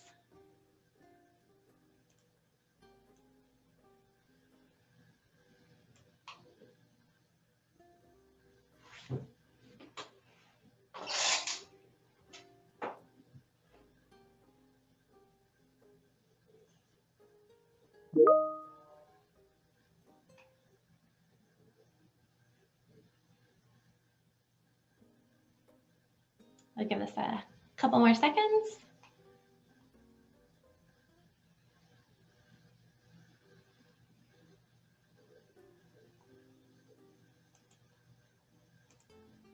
All right, sidewalk bioswale, weather resilient plaza, dropping stormwater retention. And then the next one is kind of more specifically related to stormwater, kind of at the ground level mostly, and then a rooftop. Sorry, it helps if I open the polling question, doesn't it? Here you go. So integrated drainage, bioswale, rooftop, and biofiltration planters. Once again, we recognize that these are not an exhaustive list. So if you have thoughts or comments, additional thoughts, please provide those in the comment box. And as always, feel free to reach out to us. I think my email address and phone number is in the chat box in several places, and we can add it again. And I think it's also at the end of the presentation as well. So I'll leave this open for a couple more seconds.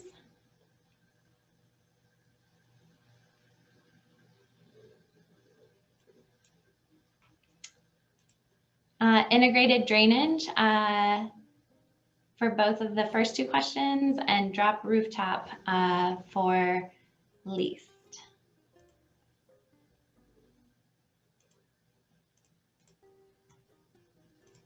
With that, I'm going to go into the Iwilei infrastructure portion again real quick. This should be a pretty fast overview, and then we'll open it up for questions.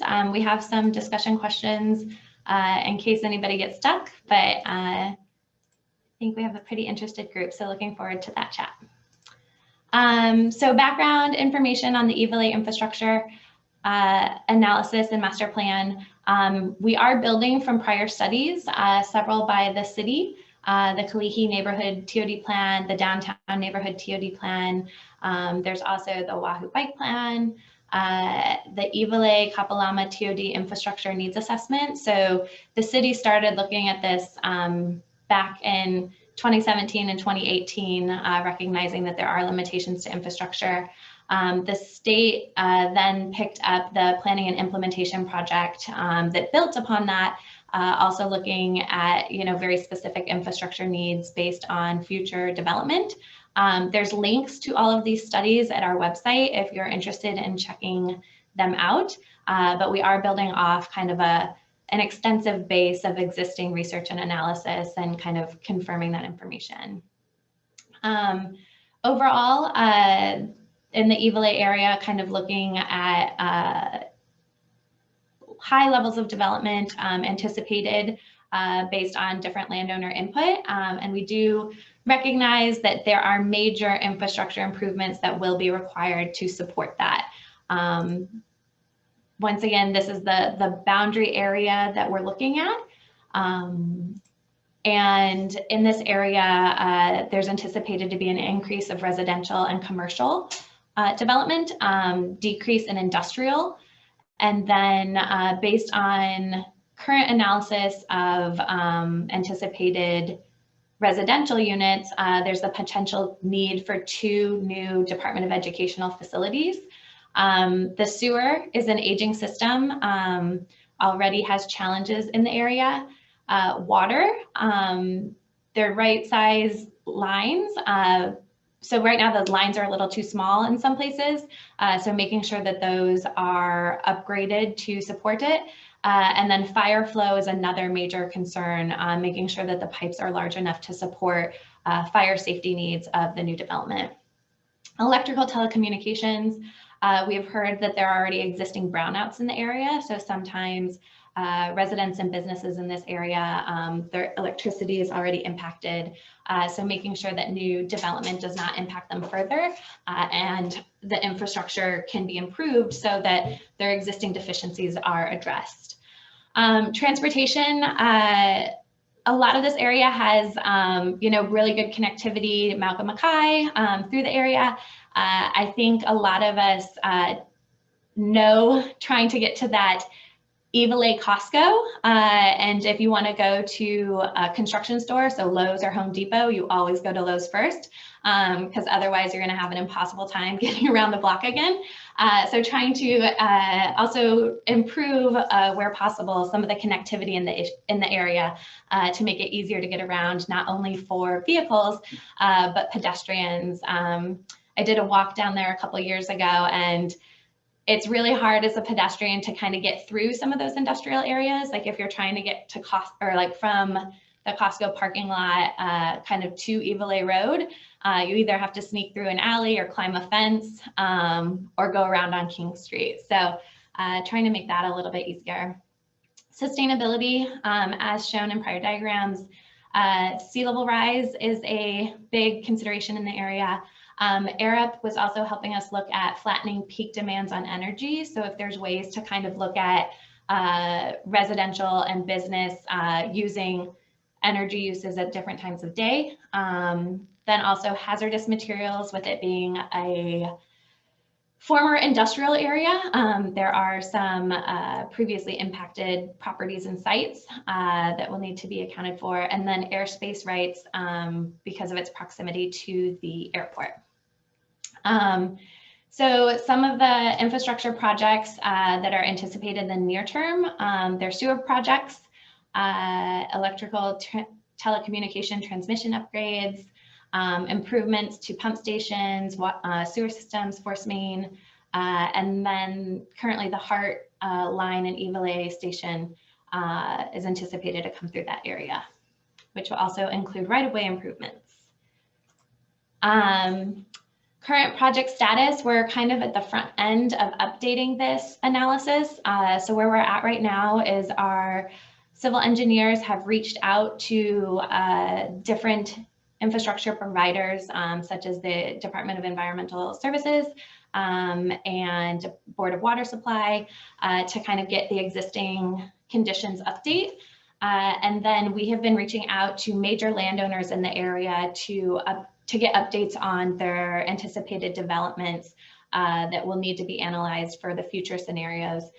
We have been asking large landowners in the area to give us a sense of, how many residential units, how much commercial, so that we can look at it in aggregate for the area as a whole for what infrastructure will be needed to support that. So as you can see, we've reached out to quite a few. If there's any that you're aware of that we have not reached out to that are within that boundary, or if you are one that wants to be included, please reach out to us and let us know. Current project status, we are in the process of updating the database with landowner information we'll be transferring that to the engineers who will then be consulting with the different entities, infrastructure providers on the models and needs for that future development so that they can run their analysis. So that's kind of the update on the current status of the Iwilei infrastructure. With that, we have questions and next steps. I think some of the things that we have, I'm just going to go through 3 slides real quick and then wide open. So is there other information you think we should know or may have missed? Do you know of other people that we should reach out to or should be involved in discussions? And then do you have any other concerns you would like to address? So with that, questions. Ken, I think you asked if it was time for questions, if you want to go first. I did. If somebody wants to go first, that's fine. I'll defer. I'll be one of the last ones. I will say that we did have a question in the chat kind of early on that I did not bring up earlier, but I think now is a good time. It was a question about homelessness in the area and how we may be addressing that. That is a really good question. We are aware that there are a lot of people that cannot afford housing, and a lot of them do seek resources in this area. There are a lot of service providers in the Iwilei area. I know I was just at the Chinatown Neighborhood Board meeting last week, I think it was already. And, you know, there was a big discussion about River of Life and their current location in Chinatown. I believe they are getting new facilities also in the Iwilei area, which is going to change their distribution patterns. So it is something that we are keeping in mind. I don't think our project is necessarily directly providing services for them at this point. Our programming is pretty, I want to say vague. We're like at 219,000 square feet, but in terms of how it breaks down more specifically, we do not have that identified. So it is something that we're aware of. We're trying to keep in mind in the broader area.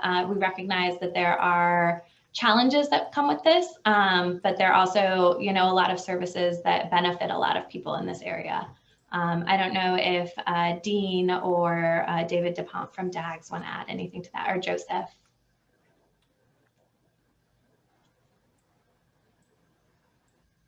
I think you were so succinct.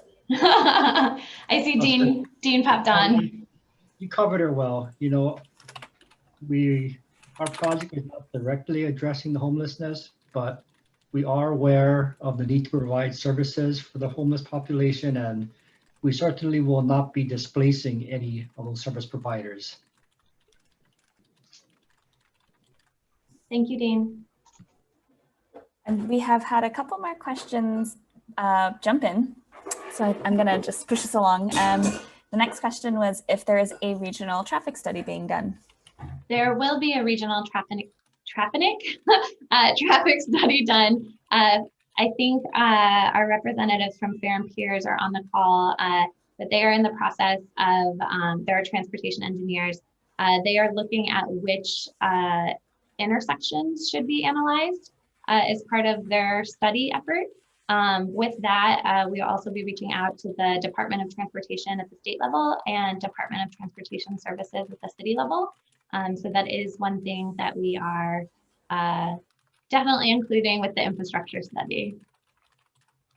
I also see a question about Honolulu Community College. We have involved them. I talked to Carlton multiple times and have gotten input from them on what they are anticipating and what their plans are. So they are also included on this. Thank you, Cora. Are there other questions that I missed? I actually think we have gotten to all the ones that we have received so far in the chat. Oh, we did just get one more actually. Is the broadband discussion limited to Hawaiian Tel and Charter? What about wireless? So for the telecommunications, our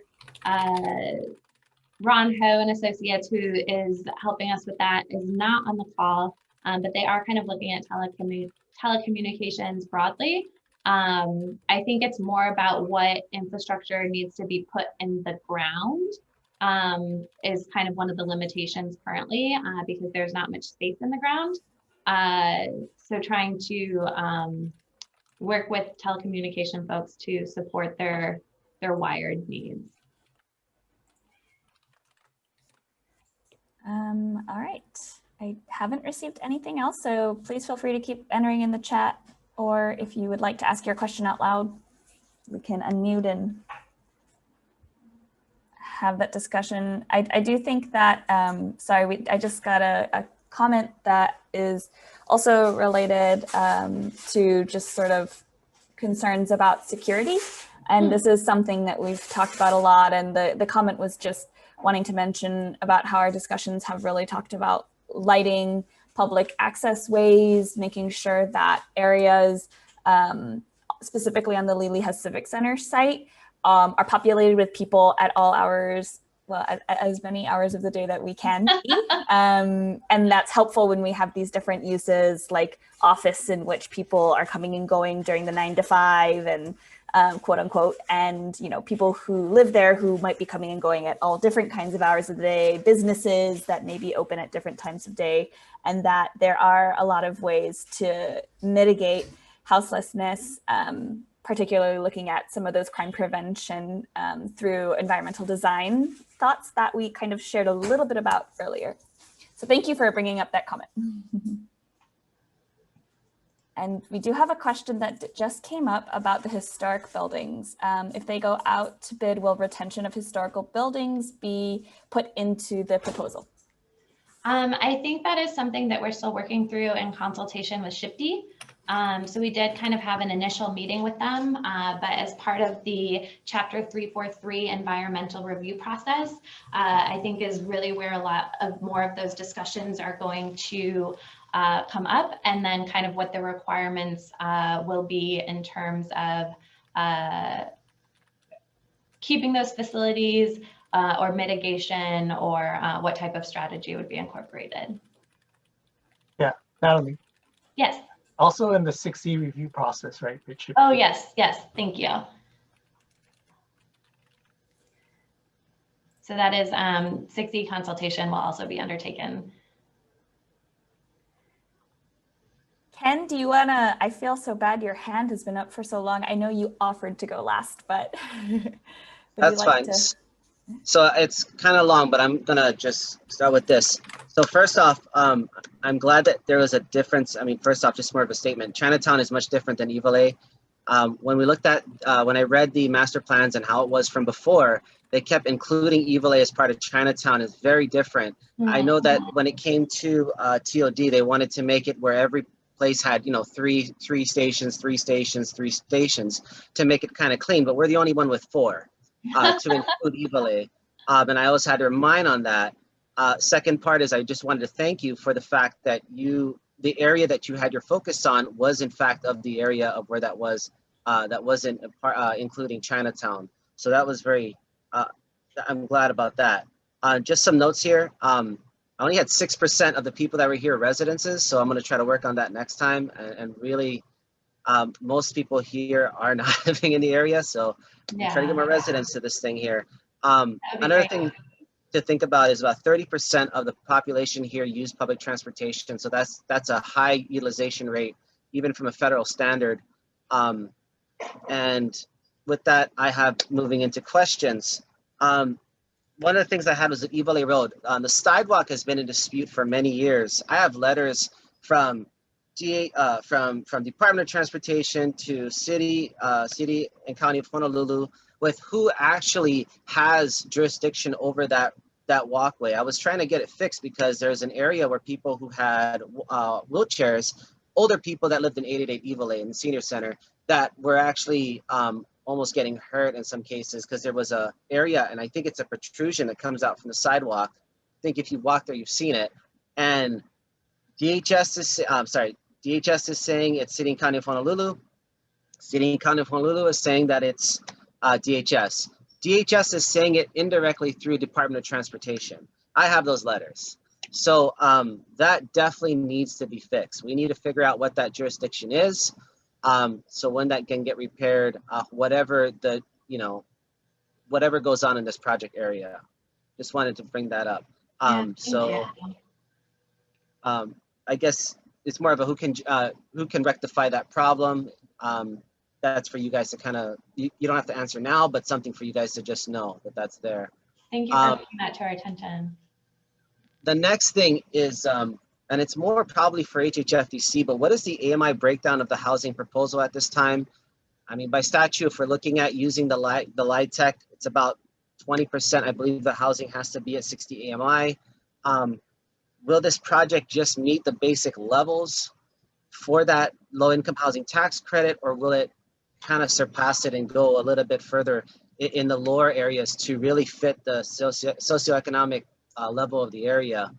Just some notes for the area. Census Tract 57, which is part of this area over here, according to the ACS, the median household income is about 41, for families, about 41,000.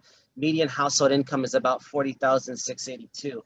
So how does that fit in with this, this project here with the needs of the community? So that, if you can answer that, or is HHFDC here that they want to go ahead and take a crack at it? This is not my area of expertise. It looks like Dean just jumped on. In terms of the target AMI, if it is a tax credit project, well, and keep in mind, as Amy mentioned earlier, after we do this master plan and EIS, we will then do an RFP to developers. So it really will be up to the developers to propose a project that they feel is viable given the program resources that we can provide.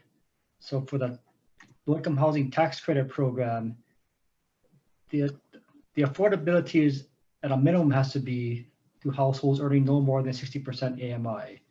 Sometimes it can go lower if there are other resources available, such as other funding sources available. So it depends on the availability of those resources. And in terms of reaching non-tax credit type households for those above 60% AMI, because there are many households above that income limit which also struggle for housing. Well, that's why PBR is doing the leasehold study to see if we could provide homes to those households, and if so, what range could we could fit a leasehold type program. So we don't have specific numbers yet, specific AMI ranges, but that's something that we are investigating, we're researching right now. Okay. The next question is, because workforce is considered, so the term workforce is not just a term, it's actually a federal designation.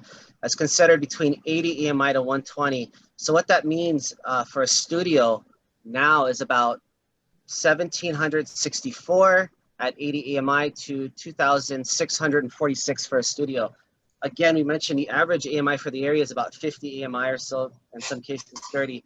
How will this project benefit the current residences of the area? Well, it provides housing and also support services also. So there'll be many employment opportunities. We hope it serves as a catalyst for other development in the area, which could also benefit residents.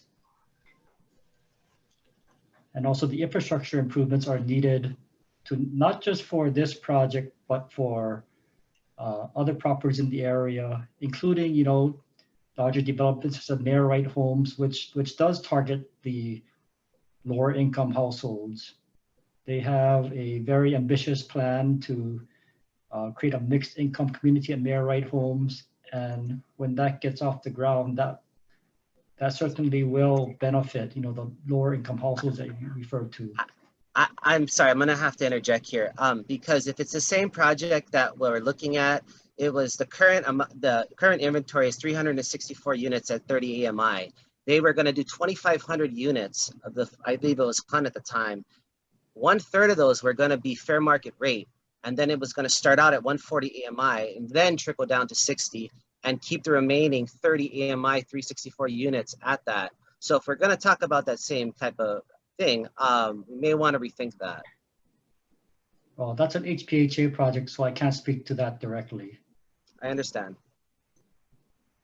The other one in the area, Ken, is the Kalani Huia project, also by HPHA, which is targeting a 60 to 120% AMI, so in that workforce range, and up to 2,500 units. Do we know what the breakdown is on the brackets? I don't have it with me right now. I'm not sure what HPHA has published about. They're further behind on that than they are at Mayor Wright. And sorry, actually that 2,500 takes in the Kamehameha homes and the Ka'ahumanu homes. So Kalani Huia, is, which is really close to the site, is something less than that.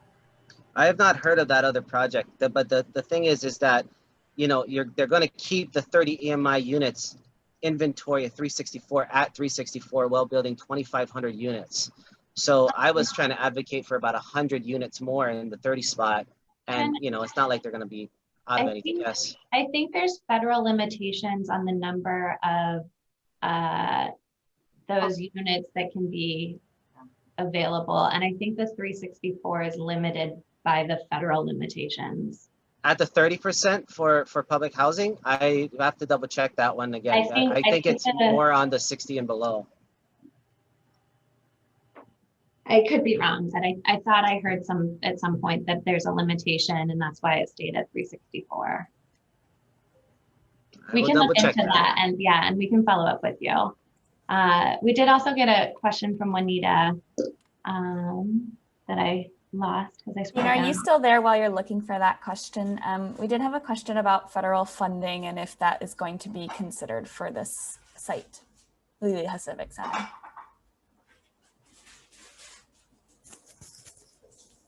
For federal funding, for the Light Tech program, that's not really a federal funding source. It's a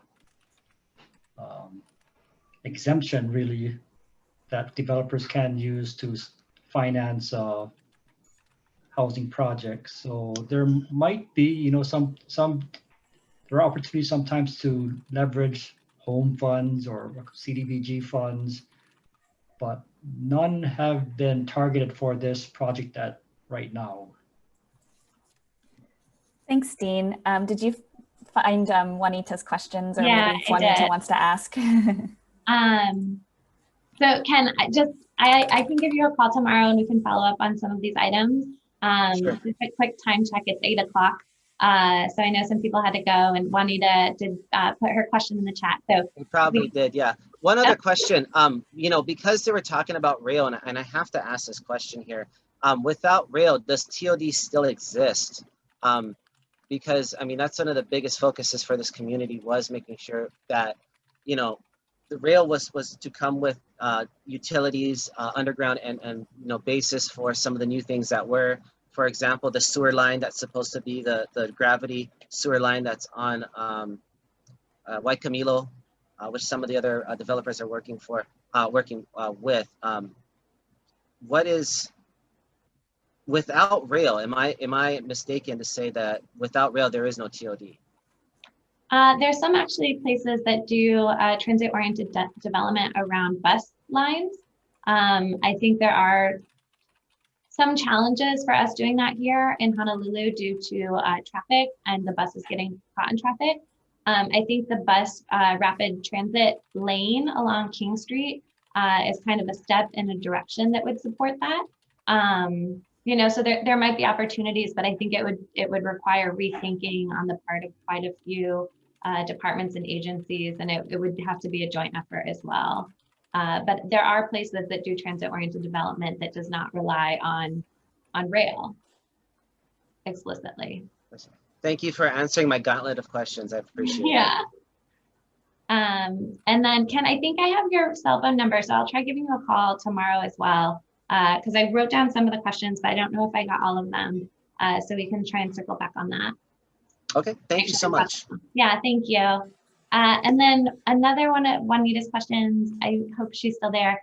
Why are developers dictating price ranges versus current populations? Are you looking to provide housing that relocates current population? And then Harrison answered the question about the community master plan. So Juanita, this project is actually adding additional housing. The property is currently only the historic buildings. So it would be adding additional property because there's not currently housing on the site. So I think it's a good opportunity to try and create housing for more people. In terms of the pricing, I think it's really trying to make it possible. I don't think the state has enough money to do all of these projects on their own with their own funds. And so working with developers does create more opportunities to provide these types of facilities. And sometimes they need to be able to make it pencil, as they say, in order for projects to get off the ground. Because otherwise it's just going to remain as it is, which is no housing. So I think, you know, it's challenging. There's a lot of players involved and a lot of pieces need to work together. But I think that's kind of the goal. And please correct me if I'm wrong or kind of missed the ball on that. But I think that's the goal for this project. So. Pencil for who in the community? So the penciling is the developers. They need to make it, if they can't make it work, then nothing happens. Kind of for the state too. If the state doesn't have money, then it's just not going to happen. Right. So following up with what Natalie said, when we issue an RFP, we set forth criteria, and our criteria typically includes we're seeking the best proposal who will provide the most affordable units and also reach deepest into the affordability level. So, and developers will know, okay, what funding sources are available. So they will propose, well, how many affordable units can they provide given the financing that the state can provide? And so it has to pencil for the developer because otherwise it just doesn't get built. You know, the state subsidizes the construction. We provide financing sources, which are a subsidy to the developer, but still the developer is the one who has to build the project given the financial constraints for the project.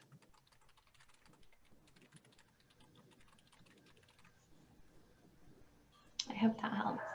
And just a time check, I know that we've run a little bit over, but we just want to thank you all for taking the time to join us tonight and for providing your insights and input. Please get in touch with us if there's other things that we didn't get a chance to cover or that you think of later. I'm notorious for being like at a meeting and being like, oh man, I wish I would have said that or thought that. So please reach out to us and let us know. I'm putting, or maybe Ali just did. Oh yeah, so Ali just put our contact information in again. Our SurveyMonkey is still up, recording from the first meeting.